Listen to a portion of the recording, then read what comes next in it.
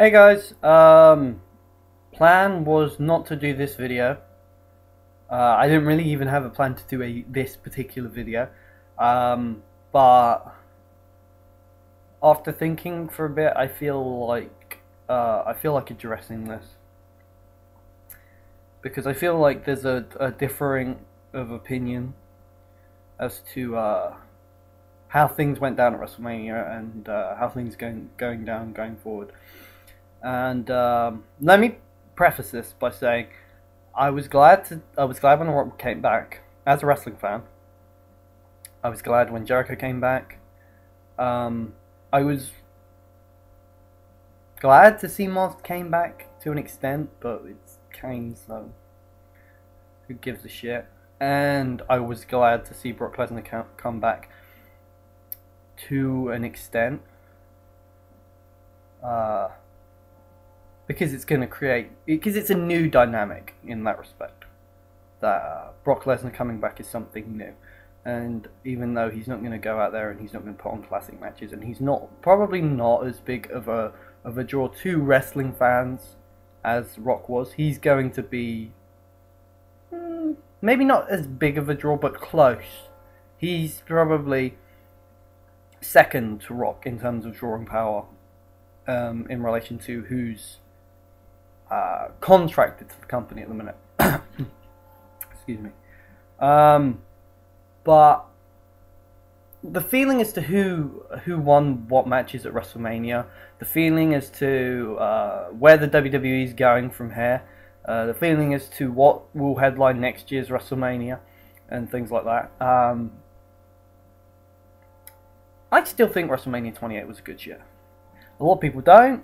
A lot of people think it was okay. A lot of people think it was poor. But that's just the way things are with the wrestling community. Nobody's ever going to agree with each other 100%. We as people are never going to agree with each other 100%. People's opinions differ. That's why they're opinions, right? I mean, you're not going to get everybody on the same side of anything, really. I mean, there's always going to be at least one person who says the opposite. I mean, even if it's just to argue with the rest of them, there's always going to be somebody who says, I think that they should have done this, or I think that this is better, or words to that effect, or something along those lines. In this situation, I honestly feel like, in terms of looking at WrestleMania, right? The three top guys, the three current active, permanently active top guys in WWE: John Cena, Randy Orton, CM Punk. I feel like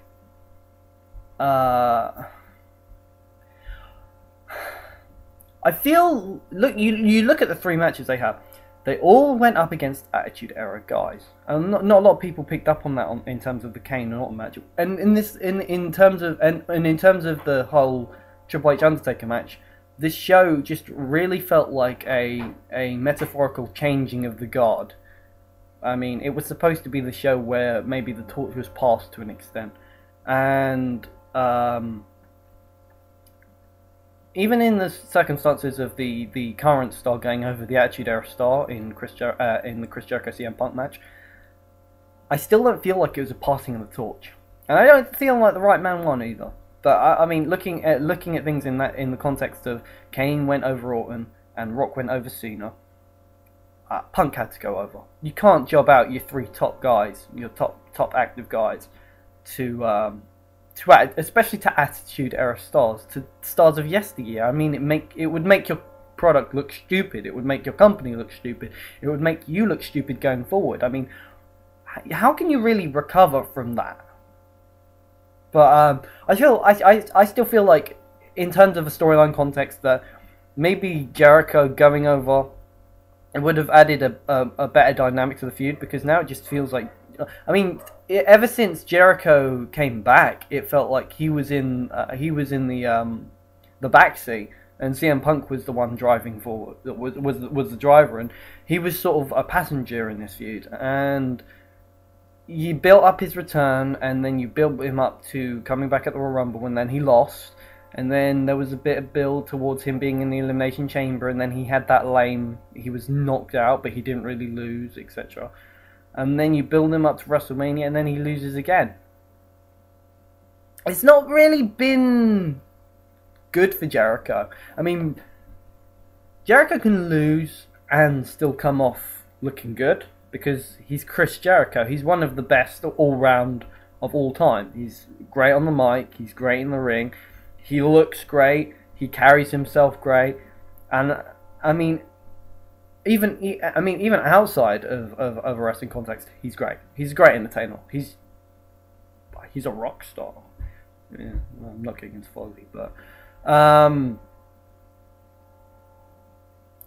so him losing is not terrible, but you've got to look at it like this. You've built him up, just to knock him down whenever it felt like he had something going. He should have won. It's as simple as that, in my opinion. He should have won. But then again, I still think Orton should have gone over Kane. But the only reason they did that was because of the shock factor. They didn't want the people like us, internet smarks, if you will, to say, yeah, we knew that was going to happen. We knew Orton was going to go over Kane. They wanted to be like, you didn't see that one coming. And it's stupid. It's just fucking stupid. Nobody wanted to see Orton versus Kane again, which is what they're going to have to do now. And I mean, they apparently they had that match on SmackDown, and they're probably going to have it again, Extreme Rules, which is just, why? We didn't want to see it the first time. Why do we want to see it again, and then again after that? We don't want to see Orton versus Kane. I don't want to see Orton versus Kane. That's no disrespect to either of them, because they both have their place, but together they're just a mess. Okay. So, which brings me around nicely, because I don't really want to talk about Orton versus Kane that much. I just feel like Orton should have gone over. Which brings me around to the main event. I honestly believed that Cena was going to win. From what I'd heard, Cena was going to win. Cena's the current guy. The way Cena put himself over in the promos, it just felt like he'd given away the finish. It felt like Cena basically went out there and said, I'm going to win, and that's it. And when Cena usually goes out there and says, I'm going to win, and that's it, he's usually going to win. Like 9 times out of 10, he's going to go out there and he's going to win. So this being the one time that he didn't, I mean, I can understand because it's The Rock. But I don't know if I'm in the minority here, but in terms of where WWE should be going, and other guys in the company, not other guys in the company, in the respect that a lot of people have mentioned that they feel like The Rock is stealing their spot, which to an extent I can understand. Slight bit of feelings. Obviously, The Rock is going to draw more money, so they are all going to make more money. Whether they're on the show or not is where they are on the show, should I say, is irrelevant, because Rock versus Cena is going to draw more than any other match that you could have with anybody in that company.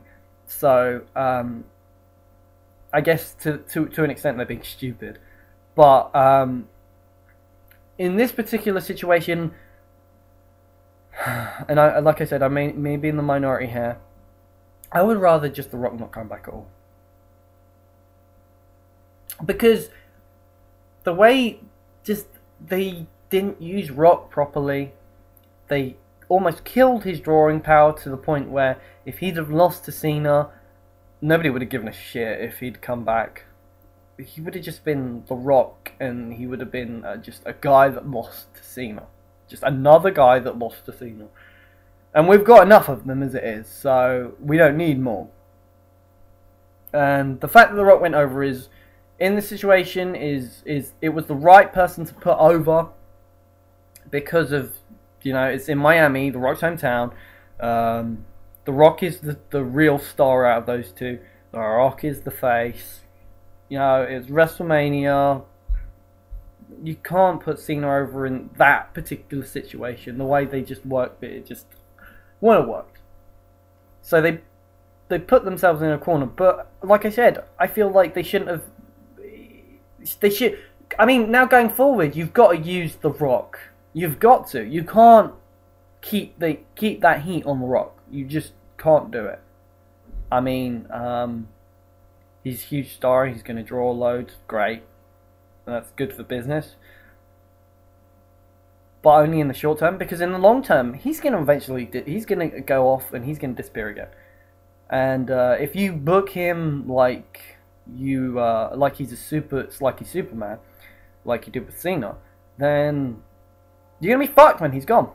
You are going to be completely and utterly fucked when he's gone. And that's not good for anybody. So for him to come in, do what he does, and then leave again, and then come back, and then do what he does, and then leave again, you need stability in a wrestling company. Otherwise, you're not going to get anywhere long term. I mean, the reason WWE became so successful was because they had a long term plan for Austin, and they kept with it. They stuck to the plan. I mean, they had bumps in the road along the way with his neck injury and things like that, but they still even through that, they still stuck to the plan, and Austin still won the title at WrestleMania and started the biggest boom period of all time. That is the sort of thing they need. They don't need The Rock coming in, having a match with Cena, then going off, then coming in, then having a match with Punk, then going off, then coming back in, then having a match with Lesnar. And you need somebody who's going to be there every single week. You need somebody who's going to be able to go out there and have great matches every single month. You need somebody who's going to go out there and who's going to be a star week in, week out. You don't need somebody who's going to be a star once a month. Because The Rock he's almost 40. He's not going to be around forever. I mean, it's the same with all the other stars. I mean, Undertaker, Triple H. These guys are all on their way out. Why are you going to push them as main eventers? I mean, it's fine having them in main events if you're going to use them, if you have to use them, which I don't think you do. I think the fact that they've just put themselves in this situation just really frustrates the fuck out of me. And when there are so many guys who are capable of holding that sort of spot, I mean, like, it's just the fact that they haven't booked them right, they haven't pushed them right, they haven't made them look like stars, they've made them look like idiots. And it's a shame, really, because we're going to be stuck. And I'm not saying, again, I feel like I'm saying the same thing over and over again, that it's a bad thing that these guys are here. It's not a bad thing. But it's not a necessary thing, and I don't think it's good in the long term. And then now you're looking forward from here, Brock's return, which was great, because it adds new dynamic. He's going to be on a more regular schedule than The Rock, which is good. That's a good start. I probably feel like the circumstances with Brock returning are probably better than the circumstances with Rock returning, in terms of the fact that at least Brock's going to be there semi-regularly, rather than once in a blue moon, which is good. And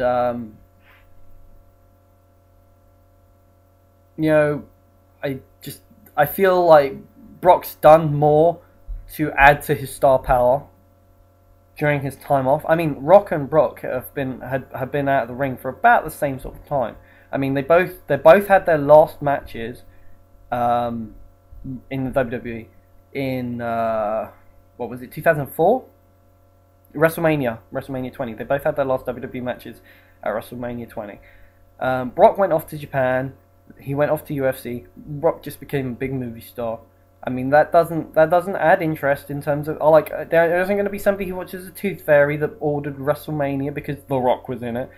But there will be UFC fans that order pay-per-views because Brock's in them.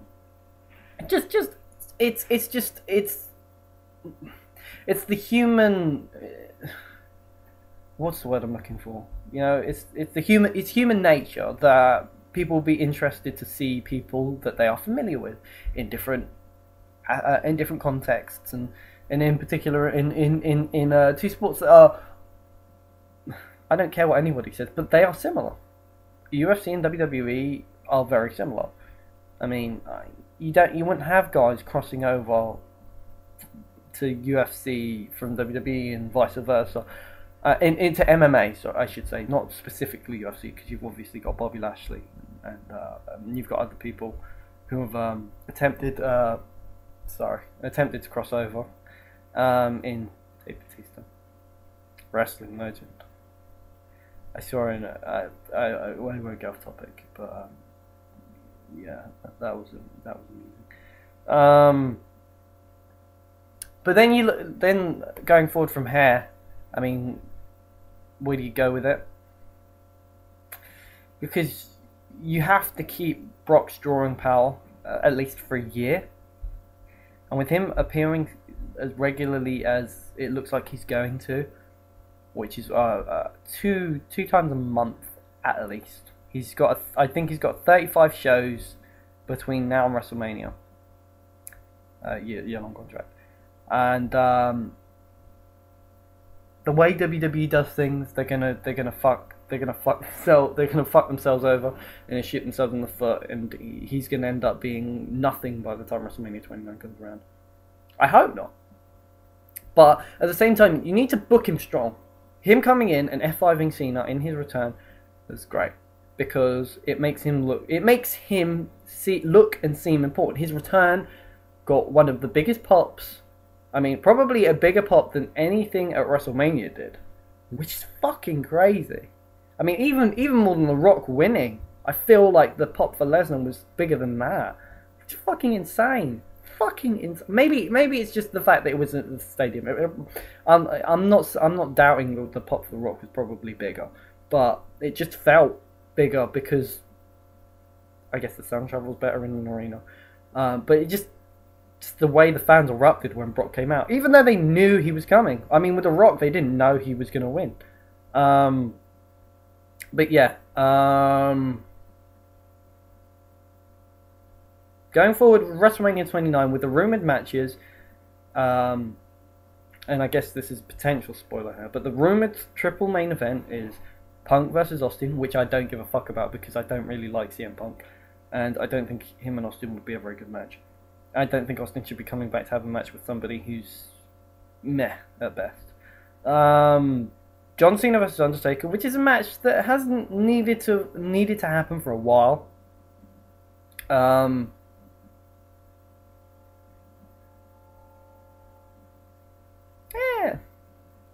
I mean, there could be worse matches. Personally, one of my favourite John Cena matches was the match he had with Undertaker at Vengeance I Throw. That was a very good match. You have the main event, Brock versus Rock, Part 2. The rematch from SummerSlam 2002, which was arguably the greatest pay-per-view of all time. Undertaker, Stone Cold, Rock, Brock. 4 out of those 6 guys are not on the full-time roster. And I'm going forward.